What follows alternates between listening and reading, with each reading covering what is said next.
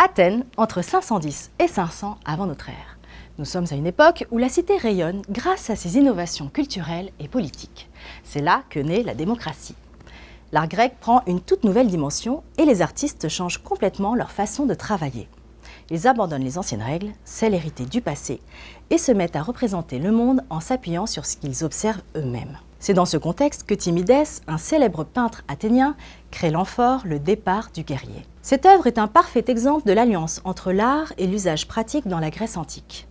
À l'époque, les objets du quotidien comme celui-ci, qui servaient à contenir de l'eau, de l'huile ou du vin, n'étaient pas seulement utilitaires. Ils étaient aussi des supports d'expression artistique et des moyens de transmettre des valeurs fondamentales.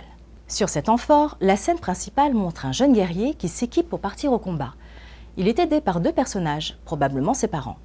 Ce thème du départ pour la guerre revient souvent dans l'art grec, parce qu'il illustre des valeurs essentielles. Le courage, le devoir et l'honneur, des idéaux essentiels à l'identité collective de l'époque.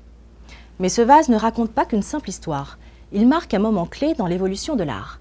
Regardez les pieds du guerrier. Le pied droit est encore dessiné de profil selon les conventions égyptiennes. En revanche, le pied gauche est en raccourci, une technique totalement novatrice à l'époque. Les orteils, représentés par de petits cercles, donnent une impression de profondeur, de perspective. Ce n'est pas un détail anodin. Ce mélange entre l'observation précise de la réalité et l'idéalisation des formes montre bien ce que Timidès cherchait à faire. Il ne voulait pas juste représenter la nature telle qu'elle était, il voulait la magnifier en trouvant un équilibre parfait entre ce qu'il voyait et les canons esthétiques de son époque.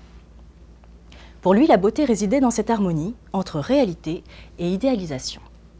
Et c'est ce qui fait de cette œuvre une pierre angulaire dans l'histoire de l'art. En introduisant ces innovations, Eutimidès rompt avec les traditions rigides du passé et ouvre une nouvelle voie, celle d'un art grec qui combine fidélité au réel et sublimation de l'humain. Cet amphore illustre parfaitement l'héritage de l'esthétique grecque qui a introduit le principe du canon de beauté. Ces proportions idéales du corps humain ont traversé les siècles et inspiré des périodes comme la Renaissance ou des mouvements modernes comme le cubisme ou l'abstraction géométrique. Des artistes comme Picasso ou Mondrian ont repris à leur manière cette recherche d'harmonie et de proportion. L'influence grecque se manifeste aussi dans des domaines plus contemporains.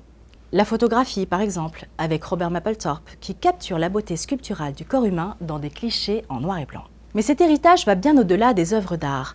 L'idéalisation des formes et l'attention portée au corps magnifié restent des thèmes centraux dans la culture occidentale, où la beauté est perçue comme une quête universelle. Dans la mode, des maisons comme Dior ou Versace s'inspirent des drapés et des motifs antiques pour célébrer une esthétique intemporelle.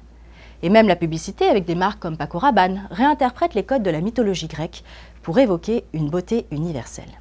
Le départ du guerrier n'est pas qu'un témoin du passé, c'est une œuvre qui continue de résonner aujourd'hui. Elle nous rappelle que l'art est un langage capable de traverser les âges, de nous inspirer et de nous questionner. À travers cet amphore, c'est tout un pont entre l'Antiquité et notre époque que l'on découvre.